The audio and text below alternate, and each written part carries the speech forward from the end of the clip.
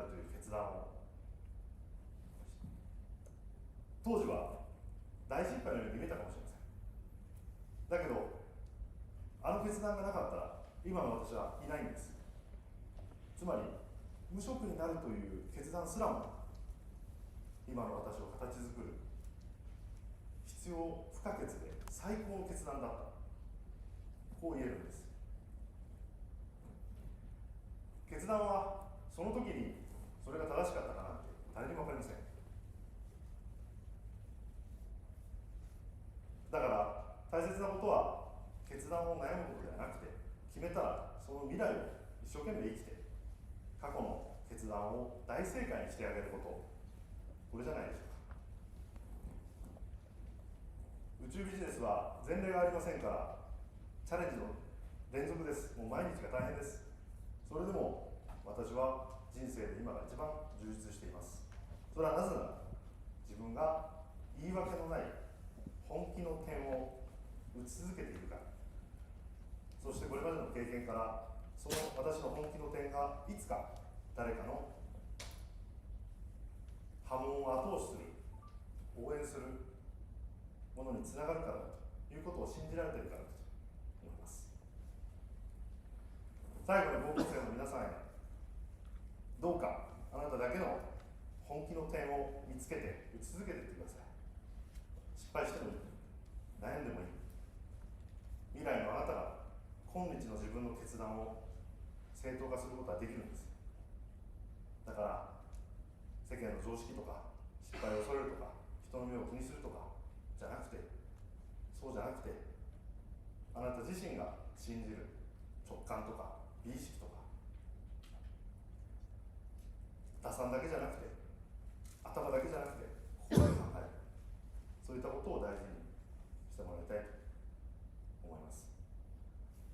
あなたが起こすその小さな波紋がいつか大きな変化となる、リップルエフェクトとなることを私は心から信じ応援しています。ありがとうございました。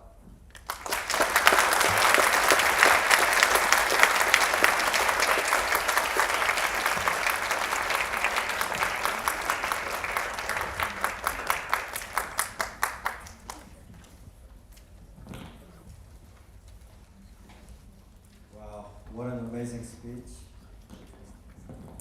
That truly embodies our anchor today, Dorko. Now moving on, we have our second speaker and our first student speaker, Chiyu Oshima.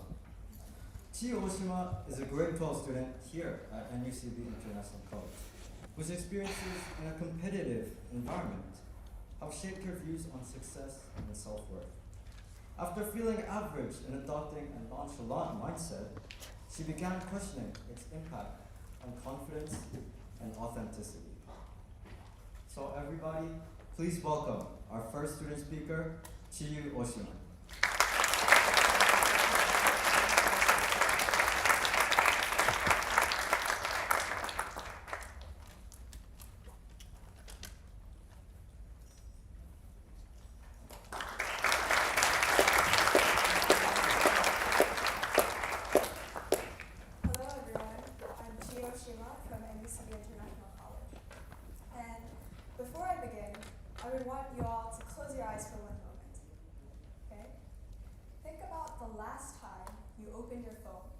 Without comparing, scrolling, or thinking about what other people's lives are like. Now, think about growing up in a world where every moment of your life can be edited, filtered, and presented to look effortless, perfect, and successful. Now, please open your eyes. What you see in front of you is me. I am an ordinary teenage girl living in a world where judgment feels constant and detachment feels safe. Because in our current life, we don't really live our lives like we used to. We perform in them. Because vacation becomes photos, moments become content, and even our personalities become a brand. And suddenly, trying feels risky and dangerous. Because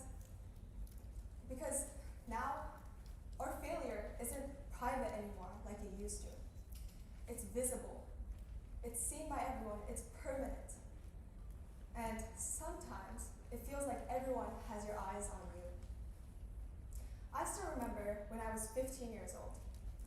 I was scrolling on my Instagram page for up until 3 a.m. and I was looking through my friend's vacation post. It was beautiful.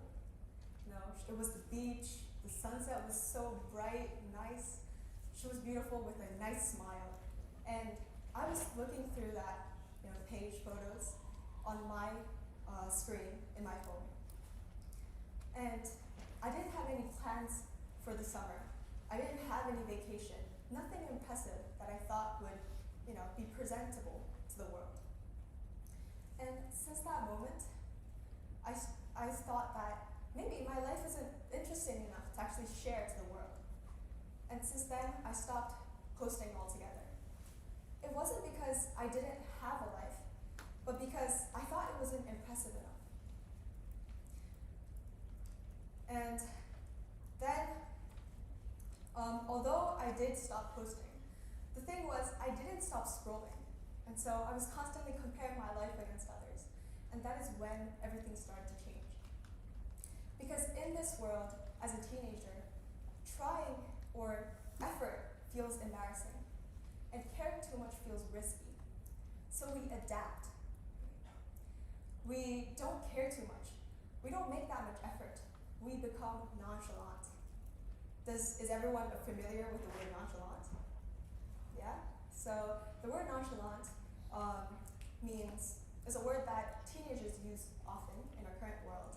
And it means behaving in a calm manner as if you don't, really care much about what's going on. And somehow that started becoming the societal goal. It also started to become my goal as well.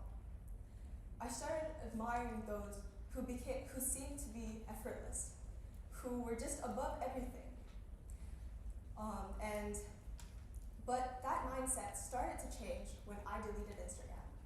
Here, I'm not trying to encourage you to delete Instagram, of course. It's just that when I deleted it, and when I stepped outside and away from that platform, I realized that nonchalance isn't a personality trait. It's a reaction. A reaction to constantly comparing our lives against everyone else's edited ones. A reaction to the internal fear that we hold of public failure. But this phenomenon, this reaction, the issue with this is that when everyone becomes nonchalant, everyone doesn't make an effort, no progress would be seen within the world, right? And so I realized that after deleting Instagram. And if no one made any effort, then no mathematician or scientist would try to spend hours or maybe years solving almost an impossible question. Maybe no artist would create pieces of art that truly resonate and move us. No one would risk being different. And so this is the paradox and issue about nonchalance. But when we truly look at those who we admire and inspired by, we kind of realize that those who we actually admire are rarely those who are nonchalant. Take Elisa Liu. She is a Olympic gold athlete in the 2026 Olympics, but she returned back to figure skating, not because it seemed effortless, but because she loved that sport and had the passion and courage to show her passions to the world. Taylor Swift was criticized for years for being too much, for caring too much, being too emotional, being too ambitious as a woman.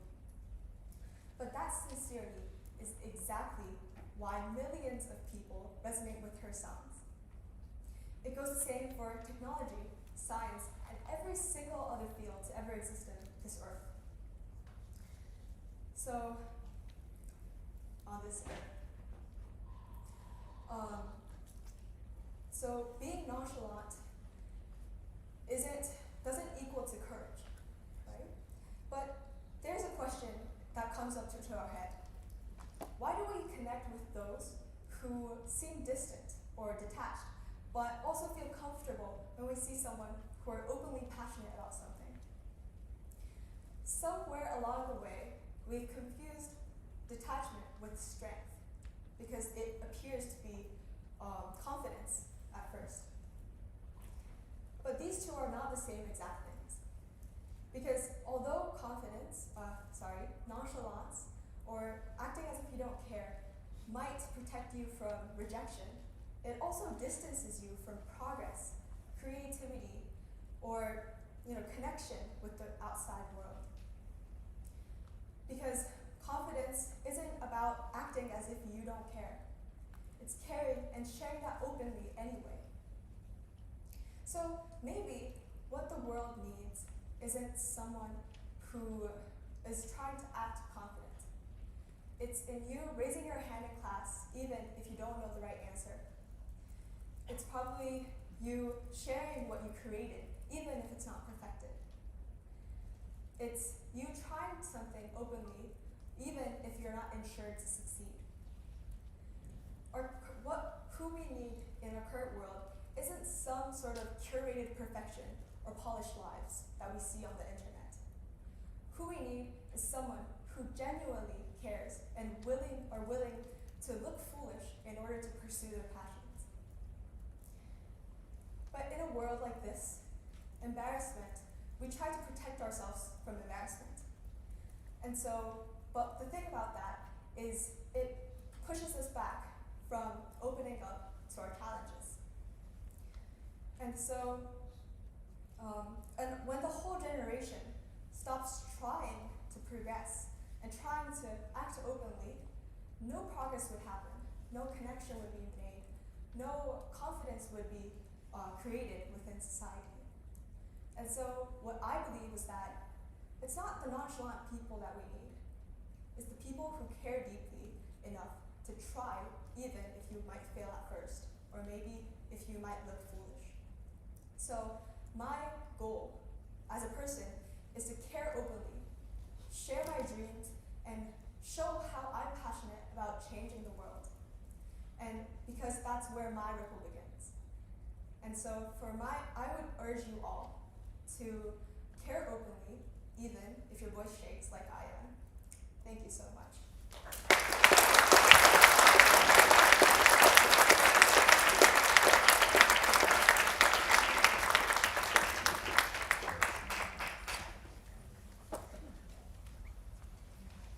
Thank you, everybody, and thank you to Oshima for that wonderful speech.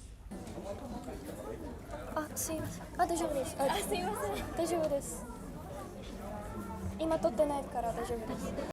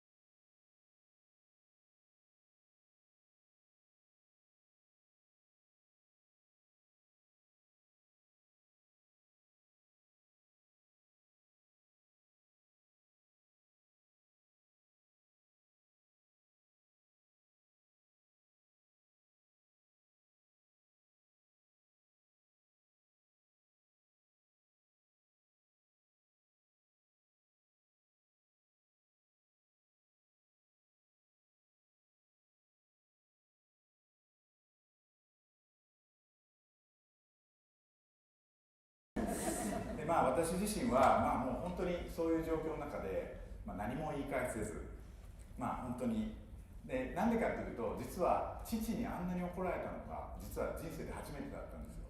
本気でそんなに怒られたのが。でそれなんでかっていうのを、ちょっと考えたんですけども、私自身別に超優等生でもう親の言う通り生きてきたってわけじゃなかったんですけども、おそらく会社に就職するまで、親の想定した範囲内の、レールの中でちゃんと高校に行き、大学に行き、そして、大手の会社に就職をしたというところで、割と想定の範囲内だったと思うんです。それが急に私が急に辞めるって言い出して、父はそのレールから降りるってことを聞いてびっくりして、3時間もかけて飛んできたわけですよね。で、ちょっとじゃあなんで親父そんなに怒ったのかっていうことをですね、ちょっと私考えたんですけど、日本で、私普通に滋賀県で生まれ育ったんですけども、ちっちゃい頃からずっと縦の競争をしながら生きてきたなというふうに振り返ります。皆さんも想像できると思うんですけども、中学校、高校、この時は偏差値とか言われて、そこでまた競争します。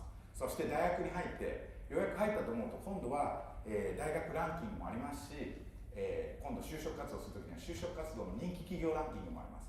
そして就職いざすると今度は出世競争が始まります。で、今度、仕事をしながらですね、今度はどこに住むか、住みたい街ランキングがあります。そして皆さん名古屋にもあると思うんですけども、東京にはタワーマンションがいっぱいあります。タワーマンションは上にいる人が偉いらしいです。そういう世界です。つまり物差しは全部自分たちの物差しじゃなくて、社会が決めた物差しの中で、私たちは、真ん中より上がいいなというところを生きてきたと。これ縦の競争だと思うんです。私はこういう、人生を歩んできたんだなというふうに今振り返ります。で、実はその人生において私の最初の就職先、その3年で辞める会社はキャノンという会社だったんですけども、この会社はいわゆる勝ち馬の会社でした。2003年に私辞めるんですけども、ちょっと比較でソニーさんの、時価総額と比較してみたんですけども、私がちょうど辞めるとき、キャノンは有名な世界のソニーを抜いて時価総額で、その後10年くらい本当に電気業界のリーディングカンパニーとして、今も大変業績いいですけれども活躍してました。こんな勝ち馬にせっかく乗ったのに、息子よお前そこからたった3年で降りるのかと、そんな気持ちだったので、おそらくうちの父親はわざわざ3時間かけてですね、翌朝の新幹線で、飛んできたと、そんなことが起こったわけです。こんなことが、26歳の時に起こりました。で、さっき紹介の方も言ってくれたんですけども、ここで私はそのレールから外れました。で、もうレールから外れた後、結構自由にいろんなことにチャレンジします。まず業界、最初電気にいましたけれども、その後 IT、 そしてその後医薬品業界にもチャレンジしましたし、日本だけにしか住んだことなかったんですけれども、アメリカ、ヨーロッパ、それから中東アジア、いろんな国8カ国で、仕事をしたり勉強したりする機会に恵まれました。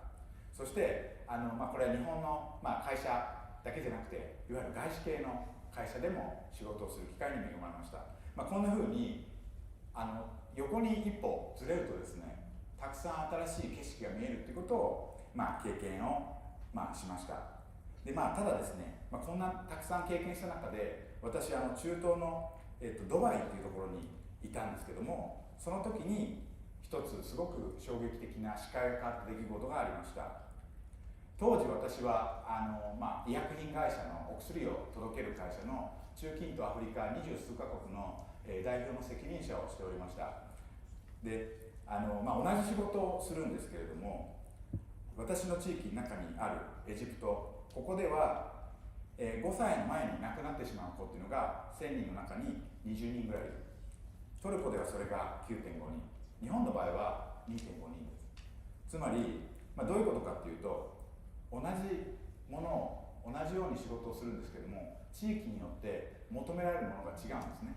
ある地域では、もしかしたら助かるかもしれない命を助けることに、一生懸命時間を使う。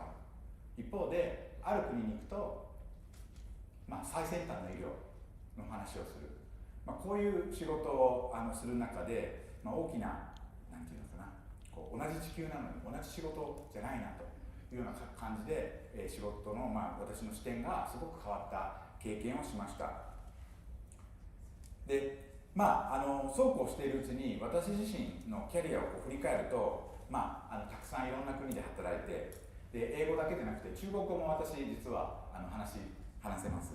そしていろんな産業で働きました。こういう縁をですねぐるぐる重ねていくと、その真ん中にいる私ってもう割と一人で、あまりもう他人と比べる必要がないなと、むしろ比べる対象がいないなというふうに思うようになったんですね。でそうすると結局、どういうことかというと、比べる対象っていうのがなくなってしまうということは、じゃあ次何と比べるのかというと、一歩下がってですね、昨日の自分と自分を比べるようになりました。つまりこれは競争というよりは、どちらかというと成長、昨日の自分よりも成長しているかどうか、そんなことが私がすごく学んだことですし、こういった経験でした。でもう一つ私がこのレールを外れてからやったことがジュークっていうこの NPO があります。これ2009年に作ったんですけれども、教育を提供したい。だけどどんなことを提供したいか、これジョブシャドーイングって言いまして、高校生とか大学生がですね、社会人の大人について一日こう後ろを影のようについていく、そんなプログラムを作って、提供している組織です。でなんでそれをやったかっていうと、私日本の自分の教育を振り返った時に、その日本の教育って全然こうどんな仕事があってどんな人がどうやって働いてるのかっていうのを感じる機会が全然ないなと思ったんですね。そんな空白を埋めたいと思って仲間と一緒に、作りました。で、その後実は2011年から私は海外にどんどん転勤をしていきます。で結局2013年ぐらい、そうですね、海外に転勤してから2年ぐらい経った頃には、もう私はほとんどその、実際の運営には関わらなくなりました。で先ほど申し上げたようにいろんな国に行って仕事をしたんですけども、2020年に、帰ってきまして、それで、見たところ、もうその NPO ですでに、1000人以上の方々がこのジョブシャドーイングの、体験をしてましたし、その NPO 自体の組織は、今も、続いてるんですけれども、1代目、2代目、3代目、そして4代目の代表が代表をしてくれています。私が2009年に仲間と投げたちっちゃな石だったんですけども、2009年から十数年経って少しずつそこには、波紋がちょっとずつできたのかなという、そんな経験でした。で実は2020年に戻ってきた時に、コロナだったんですけども、2021年にそのジョブシャドーイング再開した時に一ボランティアとして聖光学院という神奈川県の高校に行きました。でそこで、あるオープンという方とお会いします。で彼とですね話した時に実は衝撃を受けたんですけども、彼はですね実は私がそのプログラムを提供し始めた時に高校1年生だったんですね。その後大学を卒業し、今は経済産業省で働いておられるんですけども、今度自分が受け取った側でなくて渡す側になって戻ってきてくれてたんですね。でこの時の、自分の感情というか気持ちっていうのが、なかなか上手に言葉で表現できないんですけども、あえて表現しようと思うと、たった一人こうやってこのプログラムを感謝していいと思ったから社会人になってまた戻ってきてそのボランティアに参加してくれている、そういう人がいる。そういったことだけでやってよかったな、報われたなっていうふうに、そんな気持ちになりました。とても十数年かかった後の話だったんですけども、私にとって投げた石がなんか波紋になって戻ってきた、そんな経験だったかなというふうに思っております。でちょっと思い出していただきたいんです。私は父に東京のカフェで本気で怒られました。でもあの時彼は本気で止めようとしてくれたと思います。それでも私は一歩縦に出るんじゃなくて一歩横に出て自分のレールをその時から歩き始めました。今だったらその当時分からなかったんですけども、一歩横に出る、あれが実は私のこのいろんな波紋の始まりだったかなというふうに感じてます。なのでこの立つ場所が変われば世界が変わって見えるというこの表現が私の中にもう一回蘇ってきました。一歩横を出るということですね。一歩横を出る、これはこの絵で言うと机の上に立つ、これも同じような行為かなというふうに思います。で、今日はたくさんの高校生がここに聞きに来てくれてますけれども、ぜひ皆さんに最後お伝えしたいなと思っているのは、これからさまざまな局面で皆さんがやろうと思うことに対して、反対の意見が出てくることがあると思うんです。それは両親かもしれない、先生かもしれない、また別の大切な方かもしれません。その時ぜひしっかり考えた上で勇気を持って自分の大切な決断をしていただきたいなと思います。決断は縦に前に進む、他の人との競争だけじゃないと思います。一歩横に出てみる、そういった動き方もあるかもしれません。もしかしたらもう皆さんの波紋、これはもう今日から始まっているかもしれません。ご清聴ありがとうございました。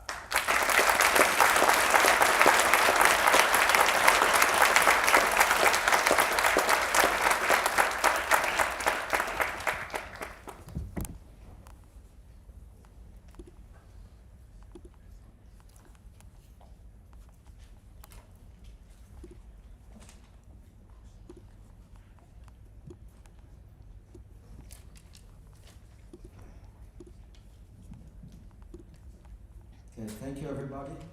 And that was our fourth speaker of today. Moving on, we have our second student speaker, Ms. Sela Ashwan. Sela was born and raised in Switzerland, where life felt predictable and structured. Choosing to study in Japan was one of the first small decisions that disrupted that routine. Adapting to a new environment made her realize that change rarely happens all at once, but begins with small, often unnoticed steps. That perspective is what led her to explore the idea of the ripple effect in her talk. So everybody, please welcome Ms. Sela Ashwan.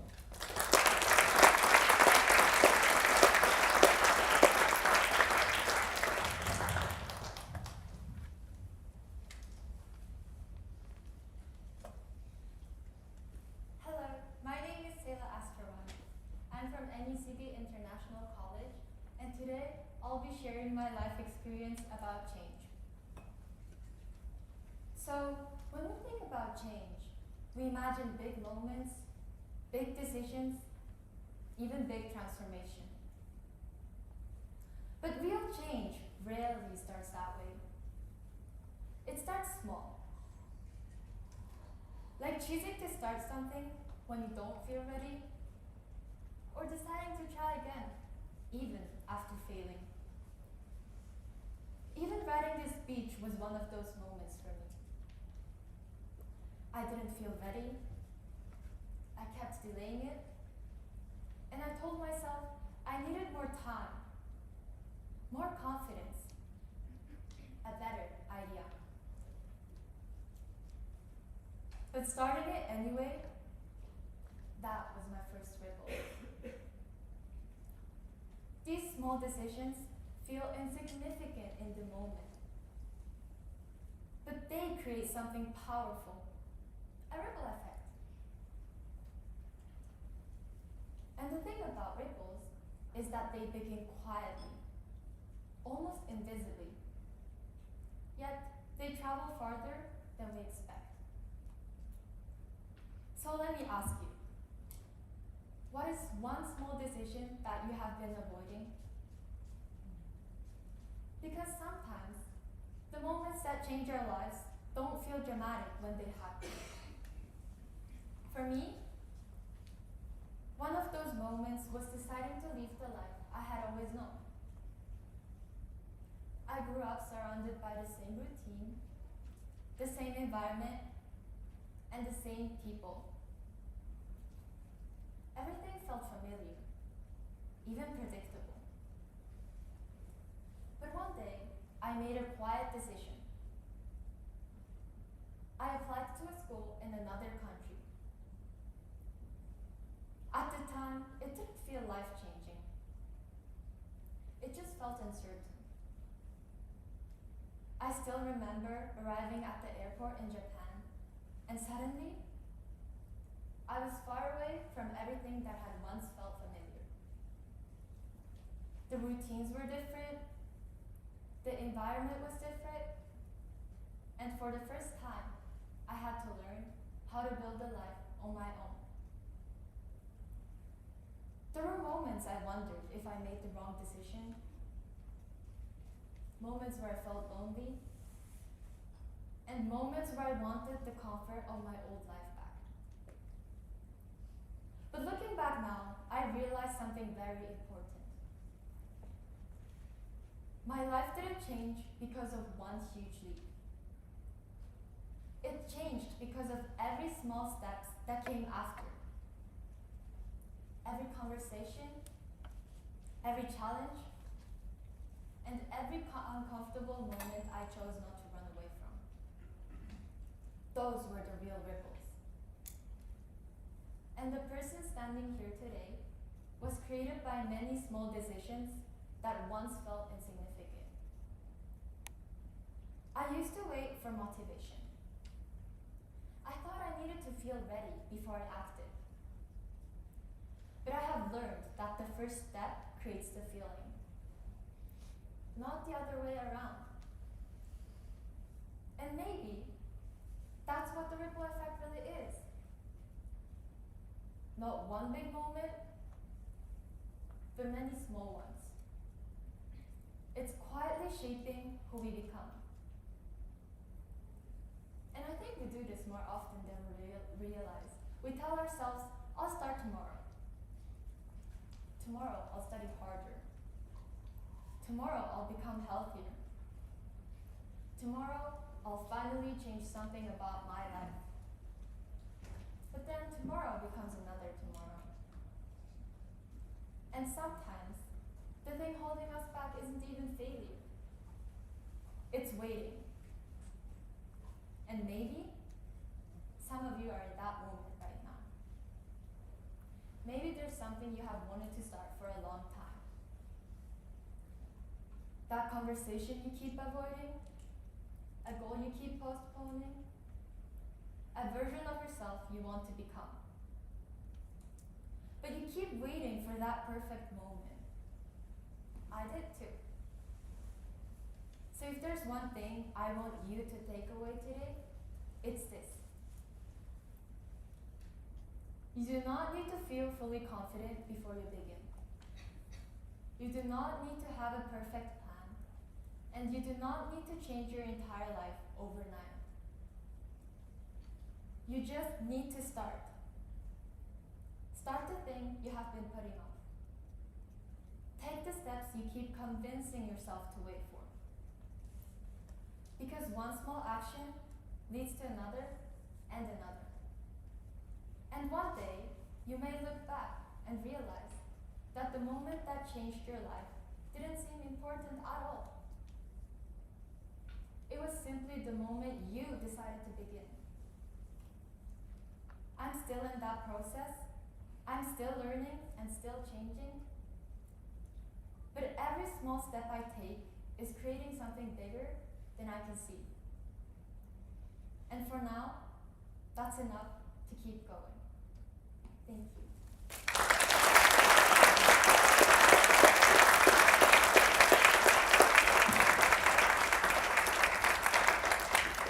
Thank you, everyone.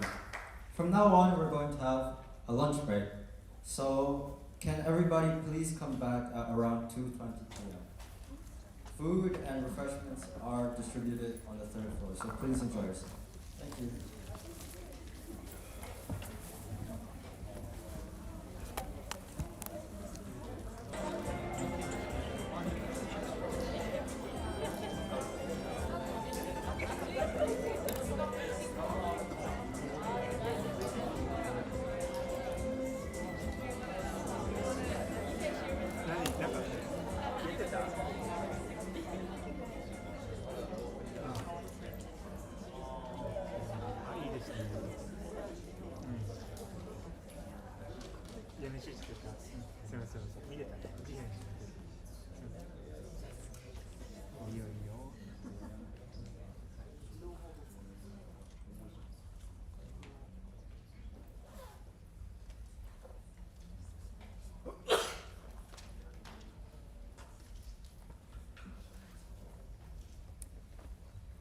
Okay, hello everybody. I hope you all had a good lunch break. Yeah? Okay, thank you very much. So, we're moving on to our next speaker. And actually, this speaker is quite, interesting, and we're very lucky to have him. And you guys may be a bit shocked to see him at first, but he is very highly qualified. So, our next speaker, his name is Ali Kavakli. Mr. Ali is a 5th grade trilingual Turkish American from Ishikawa who loves science and space.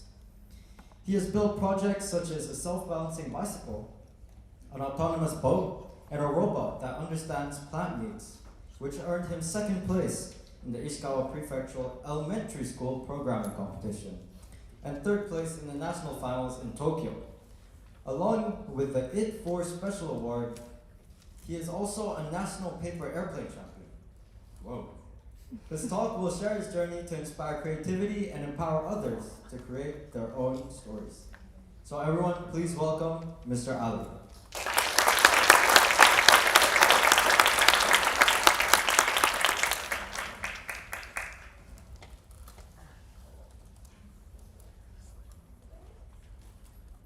When my father heard me sing, he said, "Ari, you will never get a Grammy Award."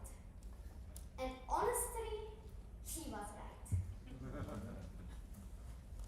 If you guys heard me sing, you'd agree with him too. So, I tried football. I played 2 or 3 days a week, and after 3 months, I realized something very important. I probably wasn't going to be the next Diego Maradona. One day, my father asked me, "Ari, do you want to be a scientist or a soccer player?" Because I was spending all of my time playing football. My answer was easy. Of course I wanted to be a scientist. Science and space were my passion. I could draw stars, planets, moons, and galaxies. Honestly, I could spend my whole day creating my own universe. One of my favorite games is Kerbal Space Program. Some say it's a game. Some say it's a simulator. But I say it's my own laboratory. In this game, you design rockets, plan missions, and explore space. Even NASA uses some parts of this game to train astronauts. I started playing this game when I was in kindergarten. Also, when I was in kindergarten, I wasn't like the other kids. So, my teachers called a supervisor to observe me. They thought something was wrong with me, but actually, something was right. I already found what I wanted to be. Not every child needs to be the same. When a child is curious, it's never too early to run. I was learning. I was happy. I just wanted to be a scientist.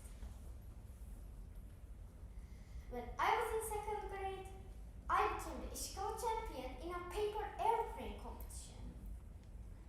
A few months later, I became the Japan champion in Tokyo.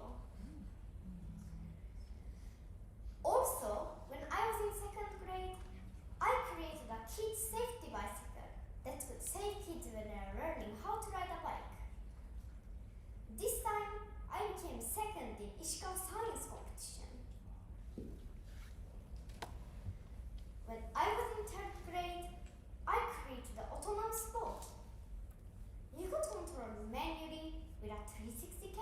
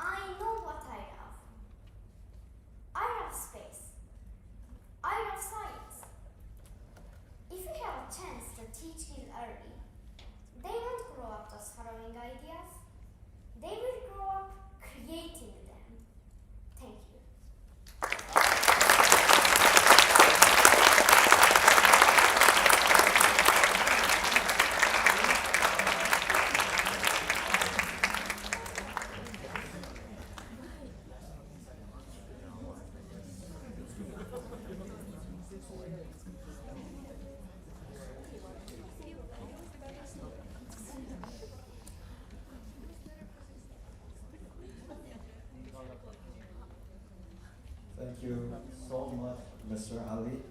That was an amazing speech. Right, moving on, we have our next student speaker from our school. Her name is Miria Sasanuma. Miss Miria is a Japanese student who has spent 12 years studying in an international school environment, growing up surrounded by diverse cultures and perspectives. She experienced both connection and isolation, and these experiences shaped her understanding of bullying and inspired her to speak about her impact and the importance of being more perspective about reality. Thank you, everybody, and please welcome Ms. Miriam.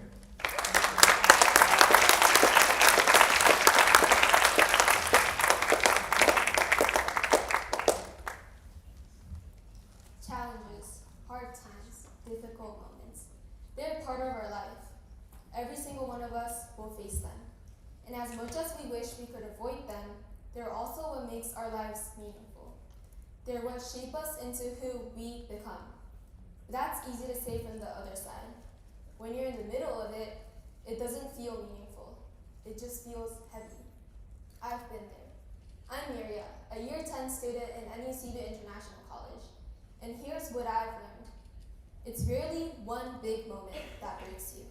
It's the small ones, a comment, a look, being left out, quietly, consistently. The kind of thing that's hard to explain because from the outside, nothing looks wrong. But those small things accumulate. And slowly, without you even noticing, they start to change you. The way you see yourself, the way you walk into a room, the way you go quiet in situations where you used to speak up. I told myself what we all tell ourselves. It's just a joke. They probably don't mean it, and I'm just overreacting. But that's the thing about small moments. They don't need to be dramatic to leave a mark. They just need to keep happening. And the damage doesn't stay in the past either. Even now, sometimes out of nowhere, my chest tightens, thoughts start racing, and suddenly, I'm not here anymore. I'm right back in the moment. That's what I didn't expect. That small things could last that long. But here's where the story changes. One day, something shifted. And it didn't come from the outside. It came from a decision I made quietly on my own. I deserve better than this. And if something is going to change, I have to be the one to change it. That was it. No dramatic moment, no speech. Just one small internal shift, but it changed everything that came after that. So I transferred schools. Part of me felt like I was running away, like leaving meant they were right about me. But I had to ask myself, was I leaving for them, or was I leaving for me? There's a difference between running away from something or choosing something better for yourself. They look the same from the outside, but they feel completely different on the inside. So I chose myself. And yes, it was terrifying. New faces, new hallways, starting from zero. But on the first day walking in, there was also this feeling, like I could finally breathe again. Even so, the weight followed me in. I had made up my mind, but I was still afraid, still unsure, still carrying the question, what if it happens again? Or what if I was the problem all along? And then slowly, something started to shift again. Not because of a big moment, not because of a lesson or a speech, because of small moments again, but this time in the other direction. Friends I hadn't been that close before who just showed up, not with grand gestures, just by being there. A conversation that went well, someone sitting beside me, someone checking in. They probably didn't realize what they were doing, but those small moments were quietly rebuilding something in me that small moments had once torn me down. And one day, without even planning it, I realized I actually want to be here, not just at this school, but here, present in my own life. That's the thing I want you to understand. I didn't become insecure overnight, and I didn't heal overnight either. Both happened the same way through small moments repeated over time. A comment that made me shrink, a look that made me doubt, but also a friend who showed up, a decision I made myself, a conversation that reminded me I existed. Small moments shape people, not just the big dramatic ones, the quiet everyday ones that we barely notice we're creating. So here's what I want to leave you with. You are creating small moments all the time for yourself, for the people around you, and they are traveling further than you think. A careless comment, a moment of silence when someone needed you to speak, but also a conversation, sitting beside someone, showing up without being asked. Those things ripple outward.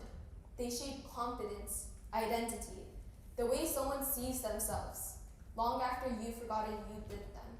So ask yourself, what kind of ripple am I creating? Because you might forget, but someone else might carry it for longer than either of you will ever know. Thank you.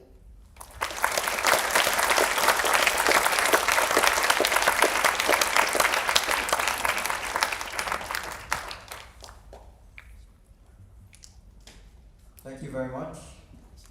Moving on, we have our next speaker, Mr. Kenichi Nonomura. Mr. Nonomura is the CEO of Now, a business design collective that turns ideas to tangible impact. He graduated from Keio University with a BA, and then from Harvard Business School with an MBA. He has a passion for venture design, and as one of the founders of venture capital fund D4V, he helps create new offerings to help startups and entrepreneurs. Everybody, please welcome Mr. Kenichi Nonomura.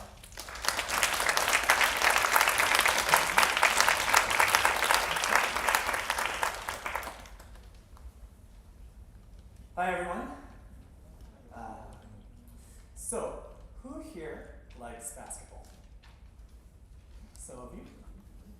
Great, great. So I do as well. I love basketball. I'm actually a New York Knicks fan, so I've learned to love the suffering, if you know what I mean, some of you maybe. And this year, if you're following the sport, it's kind of a special year for me. They're playing this morning actually. But I don't want to talk about how much I love basketball today. I want to talk about how bad I was at the sport. You see, in my high school, you had to try out to make the basketball team. So I tried out in 9th grade. I didn't make the team. I tried out again in 10th grade. Didn't make it again. I was crushed. And then someone told me, if I joined the cross-country running team, it might improve my chances of making the basketball team. So I started running. I actually started to get faster, and then I still didn't make the team, but my whole team started getting faster.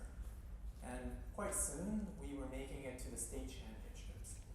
And I still remember at the state championship race, in the final sprint, near the goal line, there was my basketball coach. He was standing there, and he was yelling, "If you don't beat that guy in front of you, you're never making the team." And so I beat that guy in front of me, and that's the story of how I made it to the basketball team, by running. The funny part is, I never really got good at basketball. I did develop a love for the sport, and I did pick up running, but never really got good at it. And you might have heard the saying, if you chase 2 rabbits, you'll catch neither. In my case, I chased 2 rabbits. Didn't catch the one I was chasing, and ended up with one that I didn't know I was aiming for. And so that's what I want to talk about today. The space in between and the ripples that start from there. Because I think maybe that basketball experience was the first time that I realized there's value in chasing 2 things. So throughout my life, I've been living in the in-between. As a Japanese kid growing up in London, New York, Singapore, and back in Tokyo, I had a constant feeling of not belonging anywhere. So I was often too foreign for my Japanese friends, and also too Japanese for my friends abroad. This constant feeling of sort of a gentle imposter syndrome. Maybe maybe some of you might know that feeling. If that's you, then you're in good company.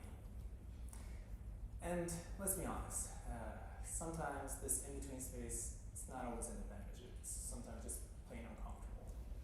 And only looking back at it, I realized the value of it. And maybe that basketball and cross-country experience was perhaps the first time I realized that it might be something of use. My career professionally has also been in a similar shape. I've constantly gone back and forth between the design world and the business world.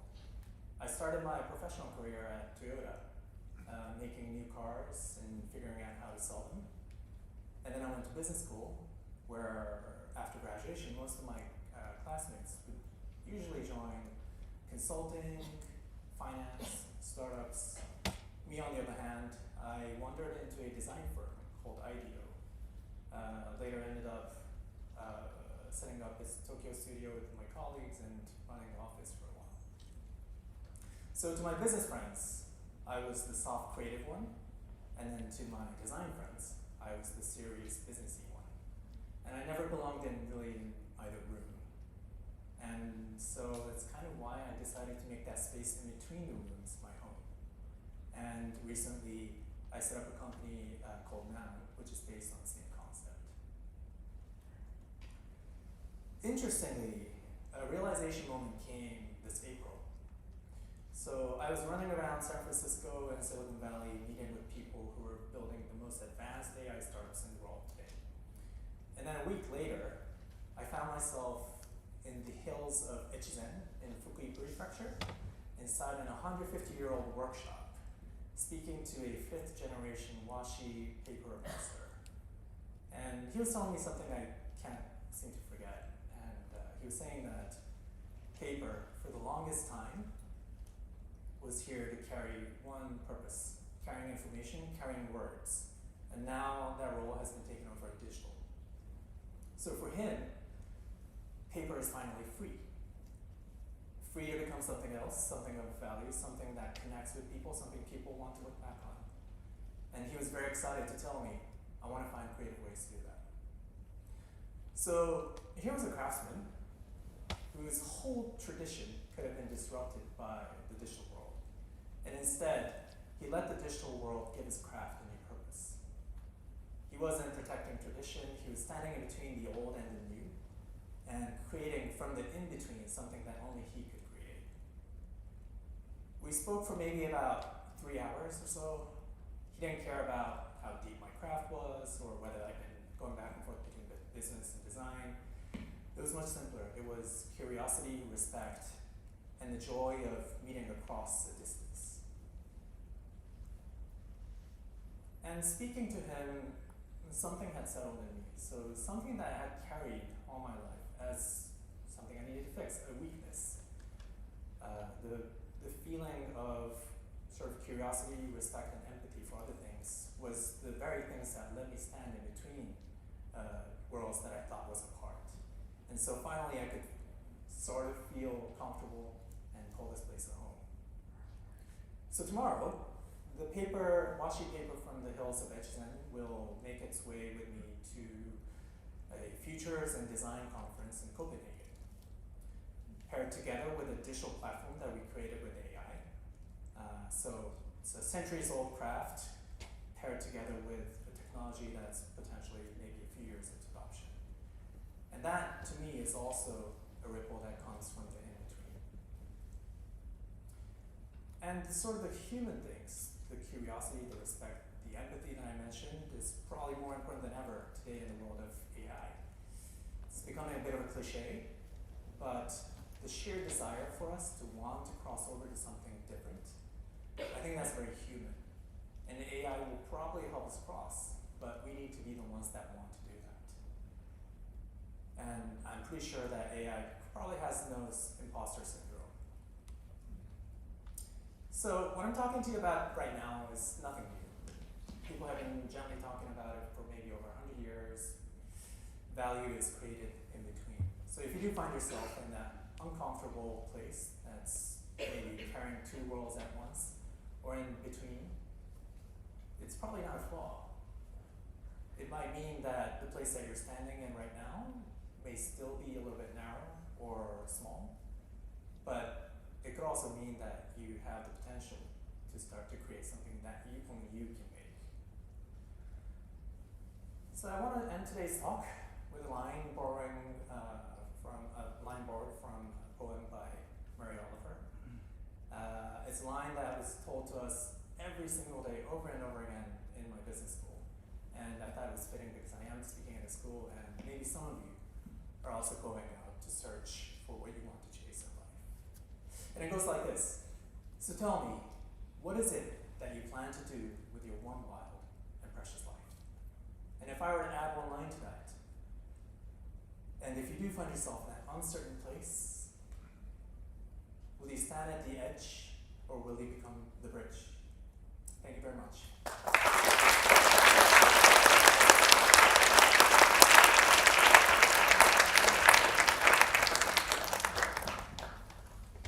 Thank you very much. Moving on, we have our next student speaker, and his name is Ziri Zheng. Now, Ziri is a multilingual user of 3 different cultural backgrounds: China, Hong Kong, and Japan. Before he studied abroad in Nagoya, he lived in Shenzhen and Hong Kong for more than 15 years. Experiencing difficulties in these places inspired him to promote understanding and educational equity. Everybody, please welcome Ziri Zheng.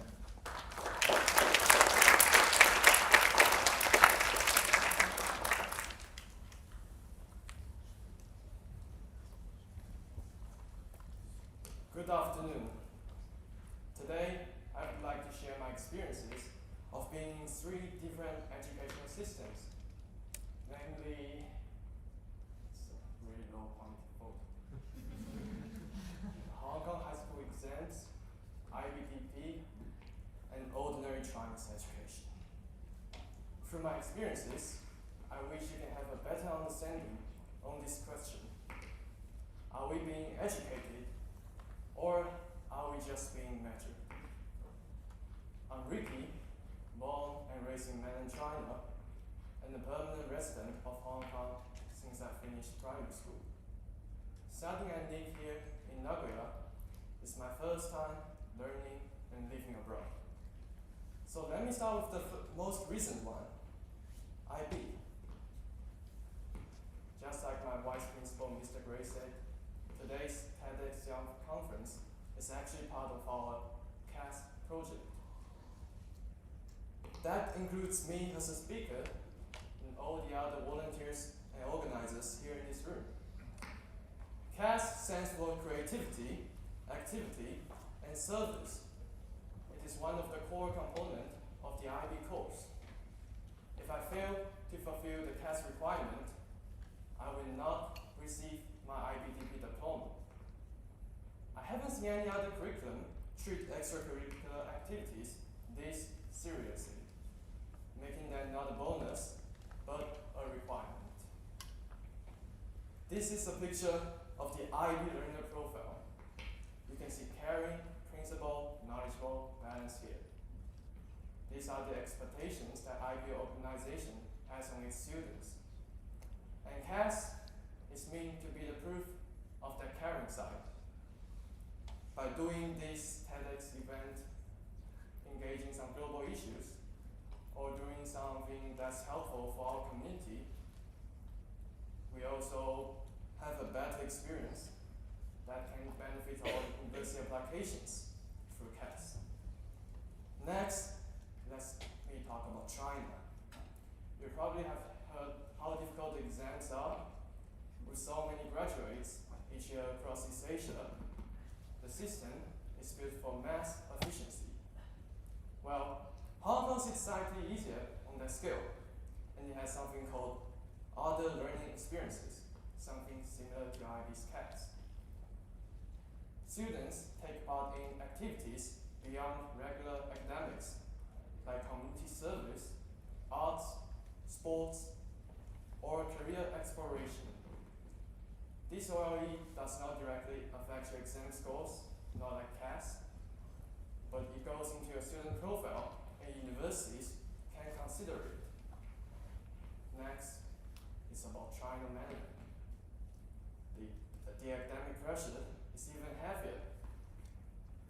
some cities have introduced a policy that actually have some changes.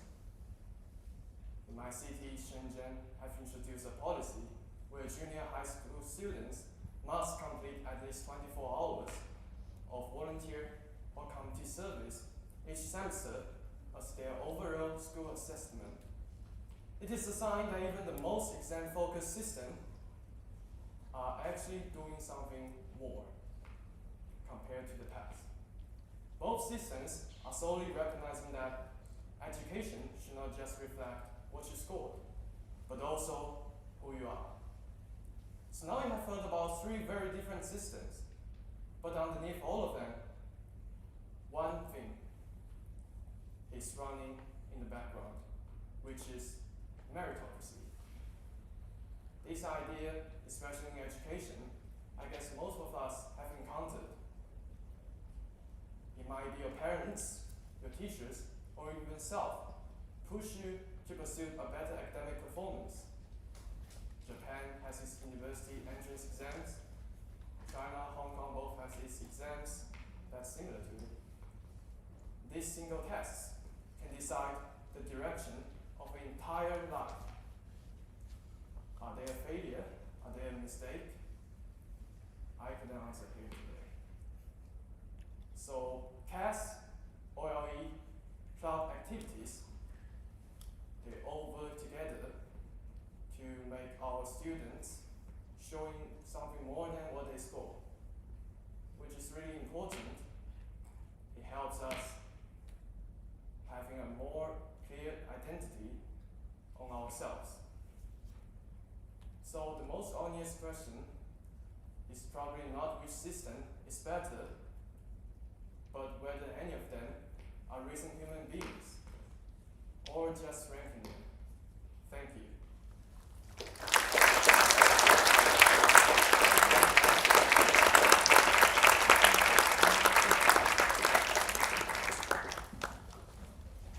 Thank you very much, Ziri. Moving on, we have our next speaker, Mr. Raphael Wang. Mr. Wang is a founder based in Shenzhen, working at the intersection of technology and human performance. He leads startup developing neural entrainment systems designed to reduce mental fatigue and enhance focus and recovery. In his talk, he explores how emerging technologies can reshape the way we manage energy and cognition. Everybody, please welcome Mr. Raphael Wang.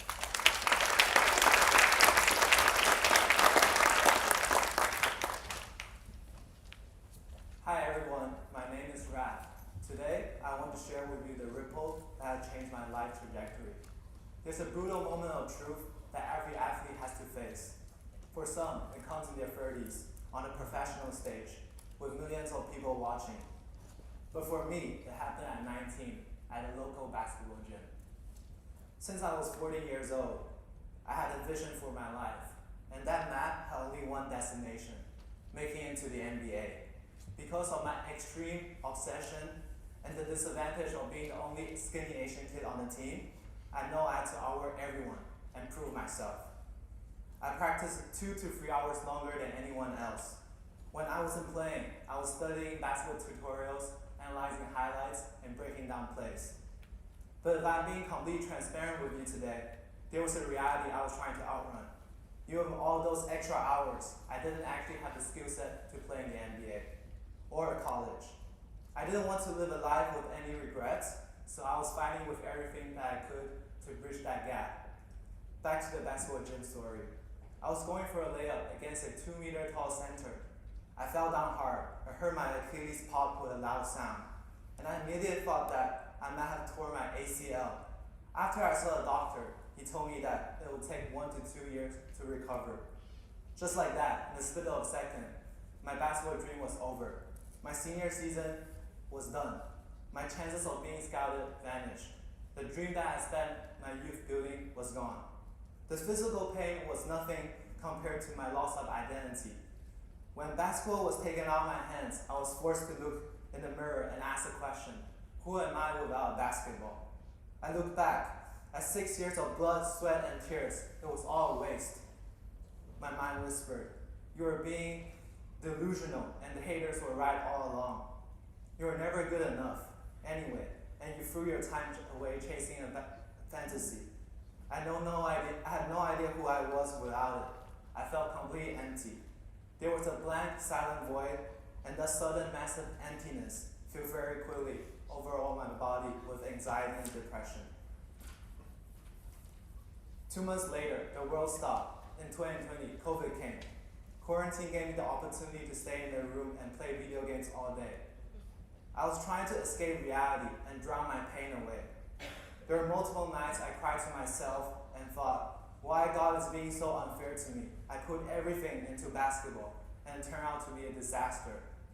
I also felt shameful about myself because my mom spent a lot of money for me to play in the best basketball high school program to support my NBA dream. It is fair enough to say that I have failed her completely. Both my mom and sister were very concerned with my mental health and recommended me to go see a psychiatrist and take antidepressant drugs. I didn't listen because I didn't want to admit I was in a bad headspace. After spending 4 months of playing video games every single day for 6 hours, the suffering became way too much to bear and only enhanced my depression and anxiety. I only had 2 choices. Either I could let this suffering keep continuing, or I could use this raw discipline that I learned from the court to build a new identity from the ground up.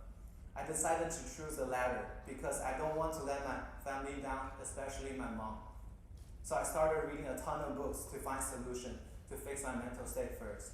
I picked up 2 life-changing books, Atomic Habits and Breaking the Habit of Being Yourself. They taught me one universal truth. Your habits are the architects of your identity. That I wanted to stop being a person who has failed in life, I had to change my daily thoughts, emotions, and actions. And I had to confront one habit recommended by every scientific study that felt impossible for me to do. It's called meditation.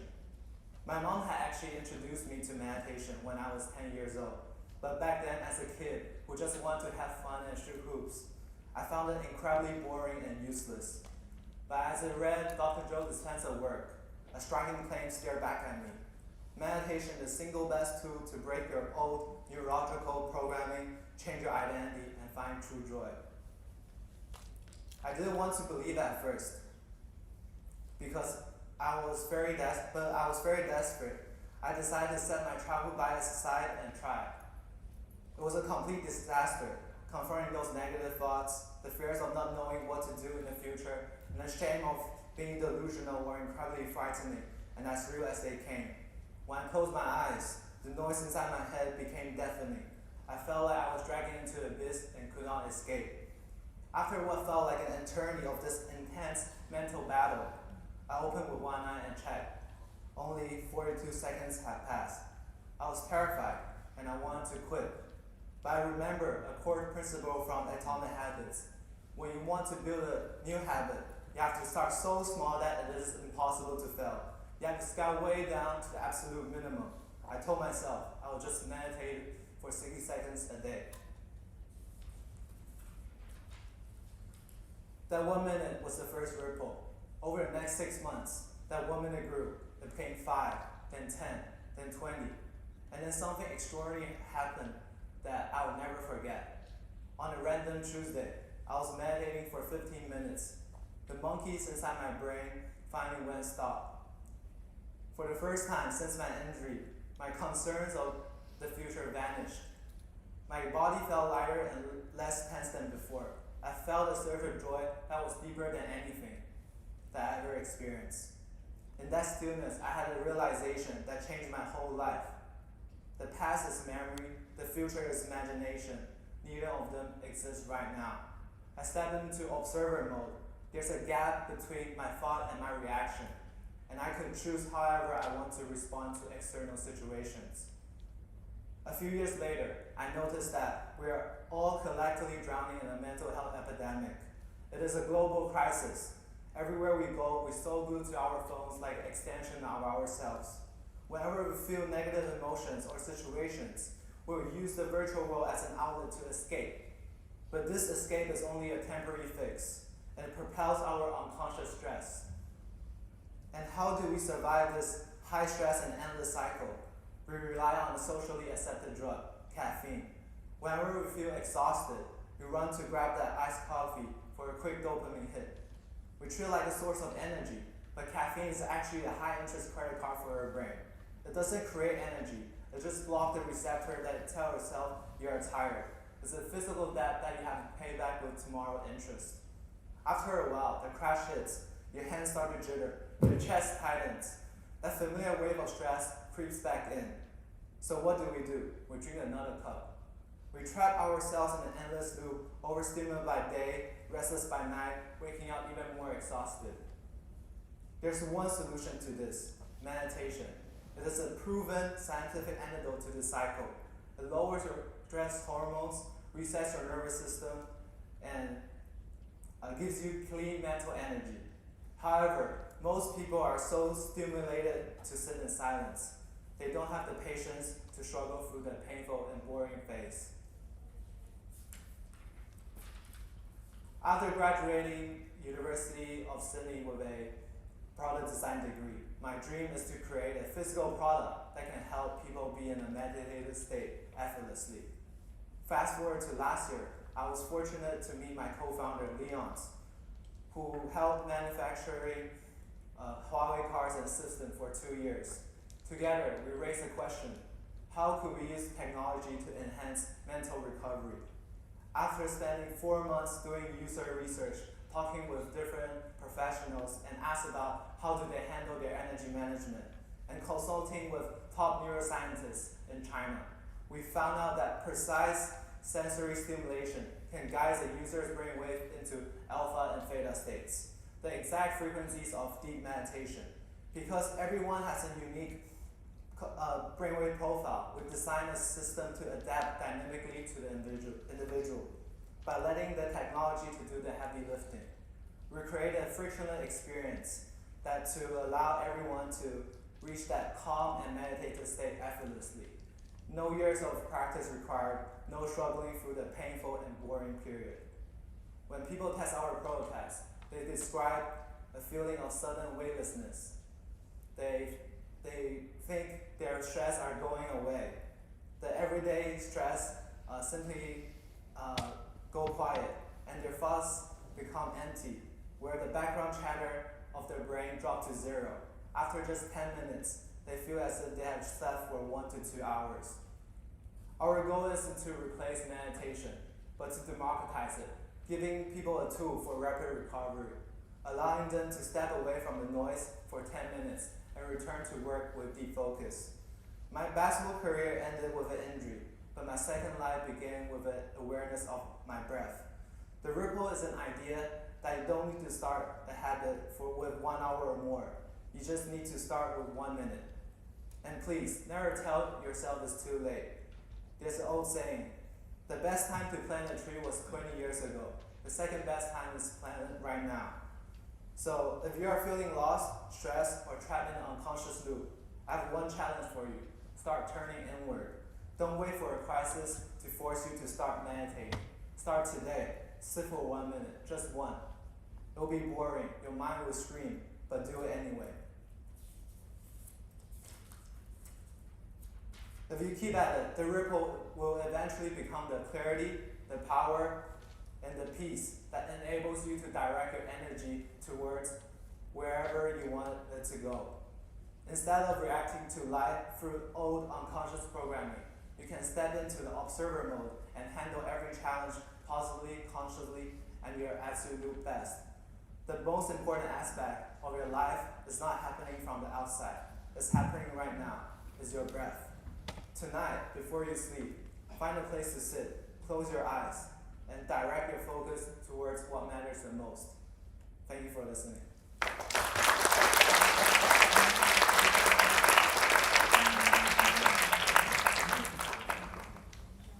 Okay, thank you everybody. So moving on, we have our next speaker, Mr. Dennis Cheng.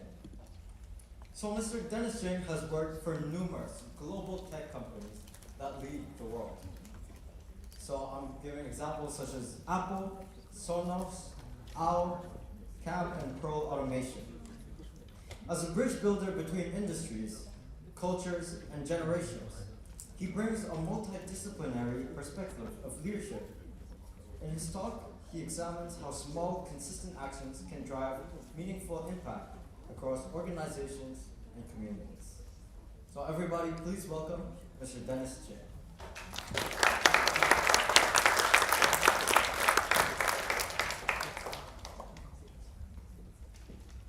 Hello, konnichiwa. So before I begin, I want to do a little survey. How many of you here have heard about a fitness race called High Rocks? Oh, a couple of you. Good. Any of you participated or competed in the race? Oh, brave so. Okay, wonderful. Let's sit back a little bit. How many of you currently owns or uses an Apple product, such as, oh, I haven't even finished. Okay, so if you look at, listen to Haruki's introduction, I've been devoting my last 20 years being engineering lead, working on products like the very first iPod, AirPods, automotive technologies, and or whatnot. But if you ask me what my true profession is, some of you might know, I'm a dad. I'm a father to a 18-year-old young man who is not sitting in the audience, but most of you know him, Jensen. Oh, he's right there. Okay, but let me tell you this. Being a father is not easier than being an engineering lead. There were numerous times I want to shout to him, go shave your hair and say sorry. But I can't. I have to manage the challenge of helping him navigate through academic pressure, social media noises, and the anxiety of the coming AI world. Okay, outside my professional world, I devoted myself to High Rocks race. But let's face the reality. I'm a mid-aged man. I don't have the fatigue. I don't have 20 hours to work, to train. My corporate schedule starts from 7 a.m. every day. I only have 6 to 8 hours window each week. So I have to precisely engineer my training program into heavyweight lifting, metabolic cardio, and also race simulations. But also on the racetrack, the engineering doesn't stop. I have to continuously monitor my heart rate. I have to continuously microtune my stride length. Why? Because I might overburn myself and have a catastrophic cramp and won't be able to finish the training. And after each training, I look at my data, I look at my results, and adjust for the next training program. Same thing applies to the product development world. We don't have infinite resource to throw at a project. We have to carefully and precisely calculate the resource that we have. Money, time, human resources, engineers, materials, and whatnot.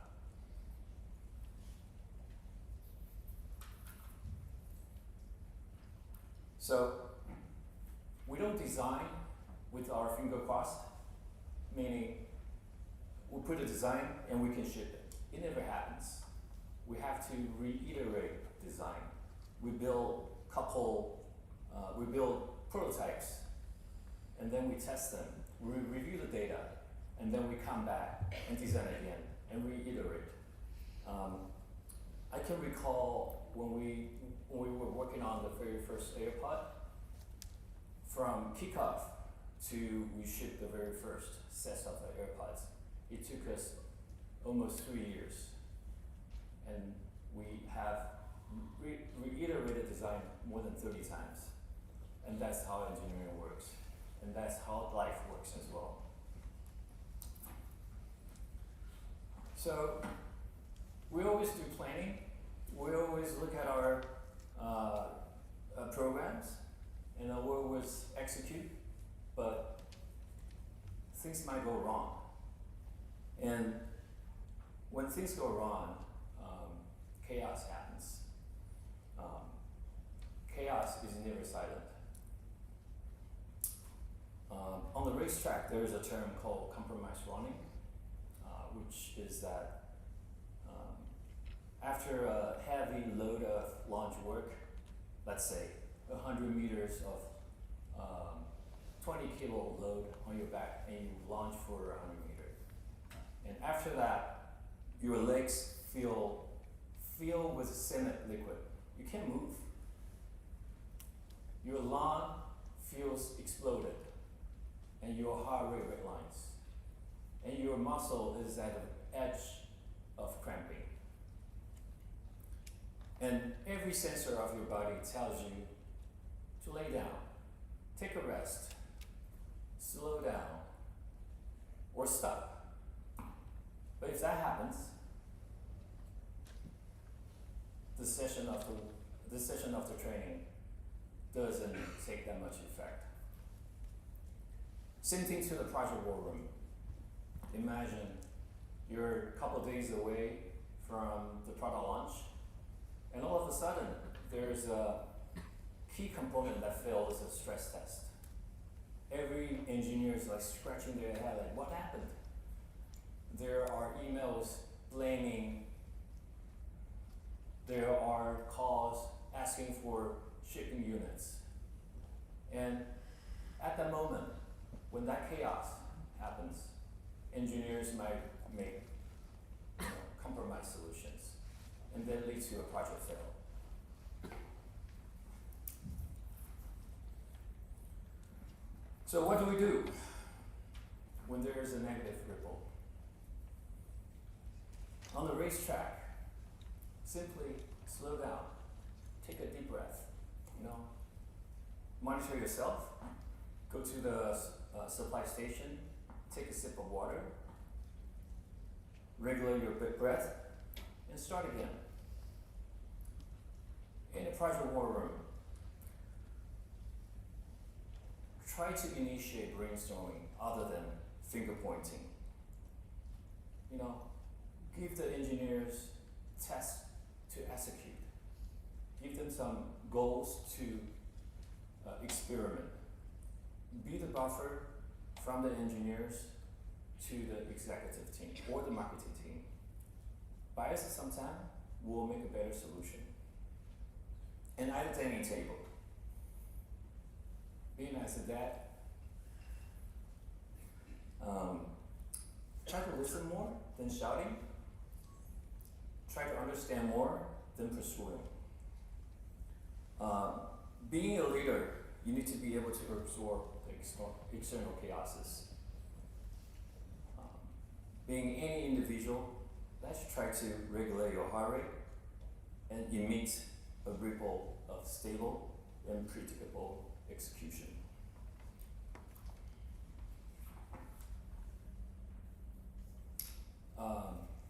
I recall a couple months ago I was at a Hyrox event in Taipei. Unlucky I had a little bit of hip injury, so my running form was compensated. I have to compensate with other muscle when I doing the run. So at the fourth station, which is a burpee bar jump, my abdominals start cramping. And at the end of that station, my heart rate was at 175. That's pretty much the maximum heart rate at my age. And I was thinking, maybe just give it up. I had an injury. It's okay. Let's try next time. But then I noticed this another middle-aged man ran past me, and he was one of the guys that I outrun in the first laps. And he was running in form with stable, maybe a little bit low cadence, a little bit shorter stride, but he's running with pride. So I thought to myself, just get up, just step out, maybe sip a little bit of water, maybe take a electro drink, you know, calm down a little bit, lower your heart rate, and then try it again. So I did. Thanks to Ariel, she was there cheerleading for me, but I started again. At the end of the race, I look at my record. I was only a couple seconds longer than my personal best. I was like, oh man, I could have lost it. I could have missed this opportunity. So, to every individual here in the room, remember, someone is always watching your stride. Friction isn't a sign that your life, your project, or your family is breaking down. It's just a sign, it's just a text that growth extracts from us. It happens all the time. So, tell yourself, sit a step back to the track, regulate your pace, absorb the shocks, and move forward again. And then you can build your resilient, high-performance life, and then continue to emit calm and disciplined ripples. So we cannot always adjust the weight of our sled to push or pull, but we can always manage the ripples that emits after us. All right, I'm Dennis. This is my ripple. Thank you.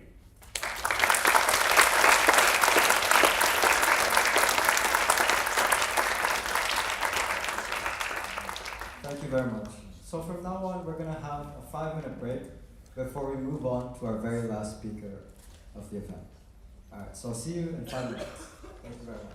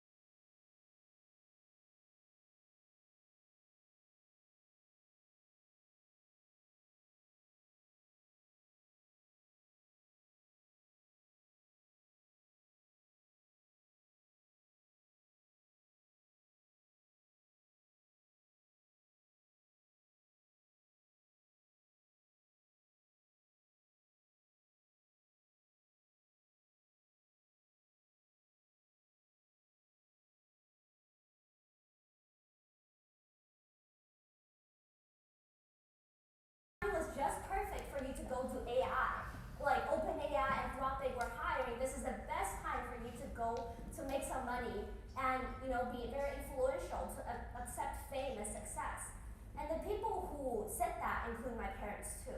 When I came to Japan for the summer to learn guitar and rock, guitar and drumming, for the first time at 23, they're like, why you hold a computer science degree? Why are you starting to learn drum or stats at like 23, which is laughably late to start in music? And my answer for that was just, I simply wanted to learn it. This is something that was really important to me that I could not justify on my resume. It's not like every step I take has to be a glittering golden title to put on my resume. And so I came to do music in Japan, and for 3 months I just learned guitar, I learned stats, and I learned to compose, and I learned to sing. And it really has like made me reflect on this linearity or optimizing in a straight line idea that we had been taught in school. Because if you think about it, we all start from the same point A. We open our eyes and we see the blinding hospital lights. We move our little bodies and we were born into the world, all as humans. And surprisingly, we also share the same point B. A lot of us are probably too young to think about it, but one day we'll be old. We can't move anymore, and we'll lie somewhere quietly and think, oh, what a life has been, and return our consciousness to the universe. That is, we die, but in a very poetic way.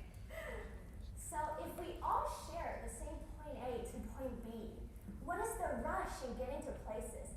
What is the rush in having to accomplish this or accomplish that? I really found out that life is not about getting to places as fast as possible. Although sometimes we need that too.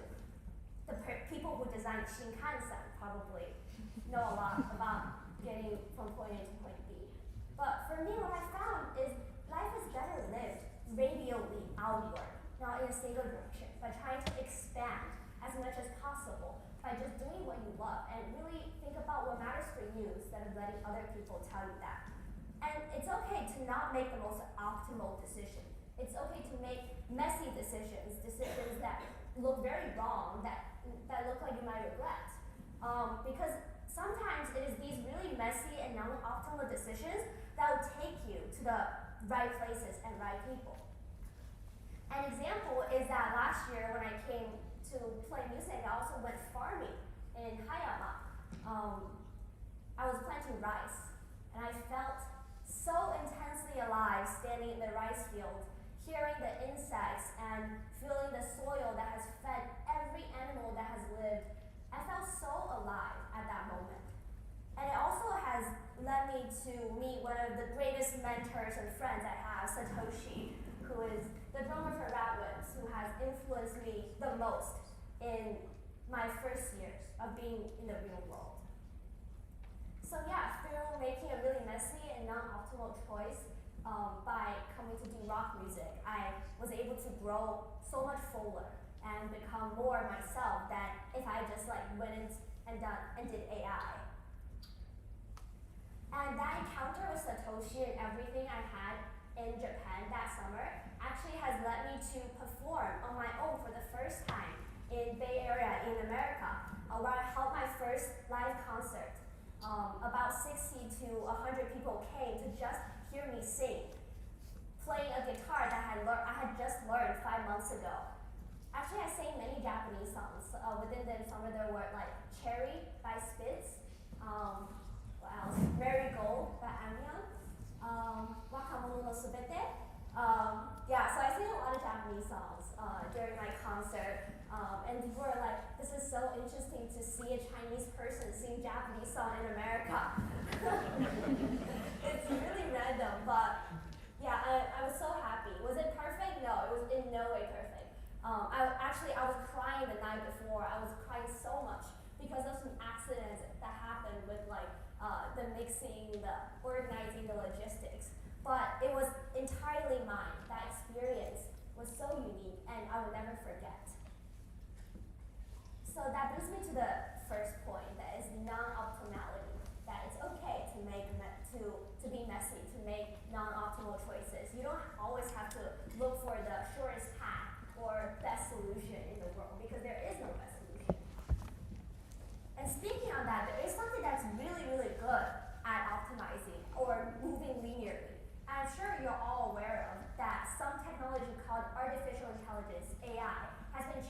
the world right now. I have been a computer science major for 5 years, so I've watched AI grow for the past 5 years. And to be honest, at first I was not excited by it. At first I was like, oh, this is just some system that if you put data in it, it will just spit out some prediction on the past data. It's nothing but just pattern matching and then basing its prediction on past data it has seen. It was not that exciting to me at first. But then in this 1 year, this recent year, I have really seen that like the amount of data it can ingest is beyond any of us could ever get our hands on. It can see and take all the knowledge that humanity has ever outputted in the form of text, in the form of audio, in the form of video. Every data and every bit of human civilization can be fed into this system to construct some really accurate description of the world. And to be honest, I feel very threatened at times because, oh wow, AI can learn things so fast, and why am I here? Like, what should I do? Like, it's impossible that I will ever learn anything that at the speed of AI. And that has made me reflect on being human. How can I optimize or maximize the experience of being human given AI? And I think there are two things that the AI cannot do. The first one is the feeling of being alive. It cannot learn the feeling of being alive. What that means for me is these small moments of happiness. For instance, I found that eating strawberries at night really brings me happiness. I don't know if any of you can relate. Or swimming in the ocean with sharks and seeing the world and feeling emotions of every word when I'm singing, or just playing the drums. These are the moments of feeling alive that the AI cannot learn. And the second one I'll say is love. Oh, yeah, so these are two cards I just stumbled upon when I was walking around in the Bay Area, and I really like the bottom one. Better is a heart full of love than a mind filled with knowledge. And I think this really distinguishes between human and AI. AI would be a mind filled with knowledge, more knowledge than any human could ever hold. But as human, we can have hearts full of love that AI cannot ever learn. Like, at least now. Like, unless in the future it will grow like an artificial heart or like create an artificial human, but that will be another no. Yeah. So the second idea I want to talk about is love. On the airplane to Japan, which was a day 2 days ago, I watched a lot of love movies, and I was thinking about if we give all the text that is available on love, every love letter, every wedding vow or breakup text, given to the AI, or any movie that has two people falling in love with each other or dying for each other, would an AI system be able to comprehend love? I think that's a question that I was really thinking about. And I came to the conclusion that it can understand what love is by predicting the next word or next action. It is really good at predicting, perhaps, what comes after I love you, or what actions people take when they're in love. But it cannot feel its heart pounding when it's standing in front of 60 people like today, like I'm doing now, and in San Jose. And it cannot feel the feeling of being so much in love with someone that you find it hard to sleep at 2 a.m. Because for an AI, there is no 2 a.m. and it doesn't have a heart to pound on. So it's really good at learning the shape of love, but I cannot feel the weight of it. So I think for me, being human is intensely tied with loving. It is something that is so uniquely a human privilege that through the love of many people, I have been able to stand on this stage and give more people my love. And I think that is what I want to spread as well. It's rather than a mind filled with knowledge, we can leave that to AI, but it's a heart full of love. And when I was asked to do this TED Talk, I was actually stressing out. I was like, I know nothing about how to live. I'm just 24. I'm still trying to figure out how to be human for the first time. Like, what can I say? But I think really what I wanted to say to those of you who are probably agonizing over college decisions and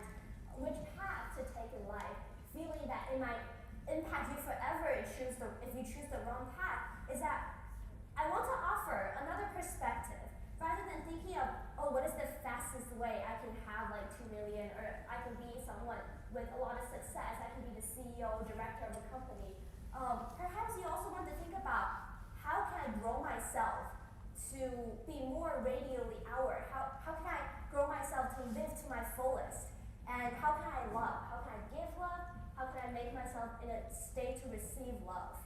And also, it's okay to be really messy and not make the most optimal decision, because these decisions will take you to more interesting places and make you grow more than a straight line could ever make you grow. So these are things I really want to emphasize. But I'm also here being human for the first time, and I'm really excited to, be on this human journey with you all. So I propose that we just dive in the water of life and then let the ripple of love spread. Thank you so much.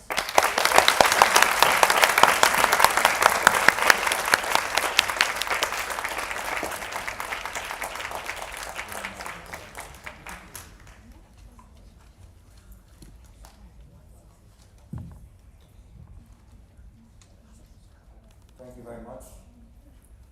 Now, firstly, can I have a round of applause for all of the speakers that came today?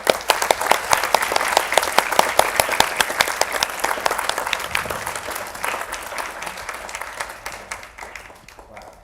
So first of all, I would like to thank everyone for coming and being part of the first ever TEDxNIC Youth event. This TEDxNIC Youth event is what we call a legacy event. So this is the very first year that we have TEDxNIC Youth. And we hope to continue it next year, the year after that, and for many more years to come. Today, we heard from a variety of speakers, each sharing their own stories, ideas, and perspectives. Although every talk was different, they were all connected by one common theme, the ripple effect. The idea that one small action, one decision, one conversation, or one moment of courage can grow into something much bigger than we ever imagined. When we first thought of the theme ripple effect, I thought about a movie that I had watched called Yes Man. Now, for those of you that don't know this movie, it's about this man who's forced to say yes to every opportunity he comes to. And ultimately, it makes him grow as a person. When I think about the ripple effect, I think about the power of saying yes. Such a simple word, isn't it? A lot of the times, we feel like we have to wait until we feel completely ready before we do something. We wait until we have enough confidence, enough experience, enough knowledge, or the perfect timing. But the truth is, most meaningful things do not begin when we're ready, but rather when we say yes, despite not even being fully ready. Saying yes does not always mean saying yes to something huge. It can be something small. It can be saying yes to one opportunity, saying yes to joining a team, saying yes to something new, saying yes to something that even scares you, or even saying yes to an idea that seems impossible at the start. And that small yes can create a ripple. For me, TEDxNIC Youth started as an idea, just a thought. But that thought became a conversation. And that conversation became a team. And that team became months of planning. And today, that small idea became an event where people came together to listen, share, and be inspired. That is a true ripple effect. It reminds us that we do not always need to know what the final outcome is before we begin. We just need to take that very first step. Because one small decision can lead to another, and another, until eventually we look back and realize that something much bigger has been created. So, as we leave today, I hope we don't just remember the amazing talks we've heard, but rather the message behind them. That small actions matter, small choices matter, and small moments of courage matter. And maybe the next ripple starts with one simple word: yes. On behalf of the entire TEDxNIC Youth team, thank you to our speakers, our audience, our teachers, our volunteers, and everyone who helped make this event possible. Your support has meant so much to all of us. And we hope today has inspired you to reflect, to act, and to create ripples of your own. Thank you, everyone, and we hope you enjoyed TEdxNIC. Thank you very much.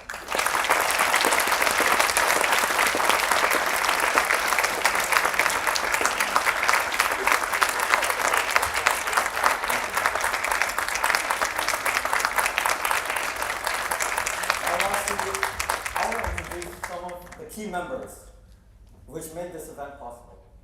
Right? Over here, we have Atsuya. He is the head of marketing. Over here, we have Anna, also head of marketing.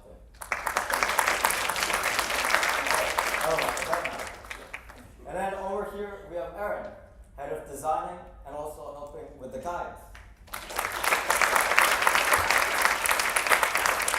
And then we have Hinako, head of marketing. And then we have Ken over here, head of event managing. And then we have Akinori, head of sponsorship. We have Jensen, which is Mr. Ching's dad, son, and also one of the curators. We have Freddie, which is one of the event managers. And we have Kotaku, which is the head of video and production along with Anna.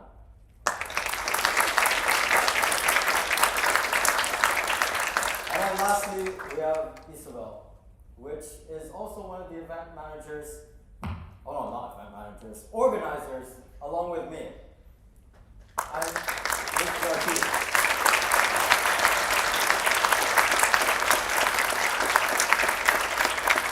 Once again, thank you so much for attending, and we hope you had fun. Thank you very much.